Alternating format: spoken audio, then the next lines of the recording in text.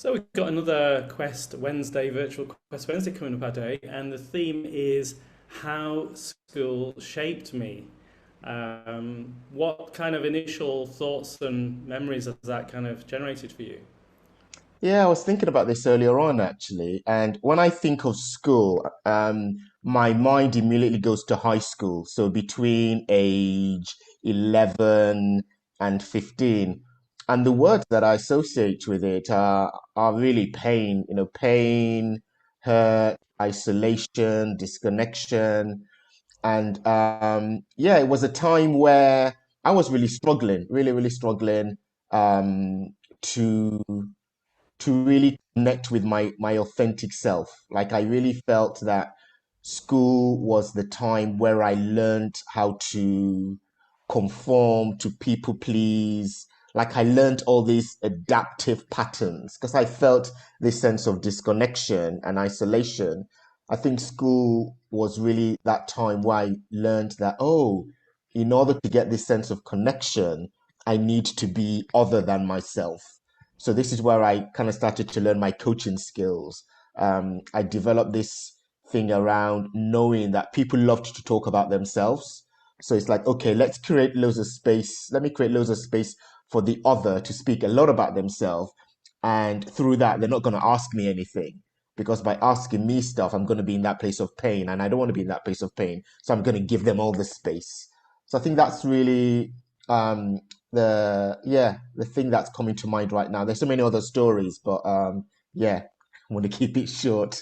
What about for yourself? Yeah, I mean, it's an enormous area, isn't it? And a really important part of our lives because for our formative years, primary school and then secondary school, it takes up all that time, doesn't it? So I think the big thing for me was this sense of hiding. I did a dance, and the dance was just stay under the radar, enough not to get bullied, enough not to get called really horrible names. And I had a friend actually. I honed in at primary school. I didn't even, it was unconscious, but I became very good friends with someone called John Swindles actually. And he was very gay and he couldn't hide it. And so I saw what was happening to him.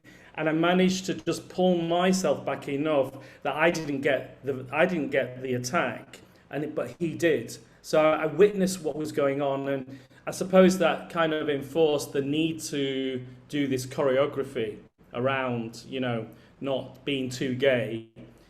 Um, and that's that. I suppose that I became quite sophisticated actually at dancing, and also always retreating just below the radar. And then I'd have moments where my true colours and expression would come out, at these little flourishes. And I found it through drama, actually. I found it through performing. I had a great teacher who really mentored me. And so I did step into the spotlight occasionally. So I had that sense of intense validation momentarily. But the rest of the time, I was always dampening myself down. And I think that kind of stayed with me. It stayed with me to this day. I think I can default to being just out of the spotlight. And I often find myself in friendships and relationships with people who they shine, and I'm just behind them. I'm just to the side, not to center stage. And I think it's to do with the safety that comes with that. So that's just like one thread, but there's so many, isn't there? We could probably talk about. Yeah, definitely. I think it's going to be a powerful exploration, actually, and I'm really looking forward to it. Yeah, yeah, me too. I'm looking forward to all the diverse range of experiences that the guys bring to the meeting. Mm.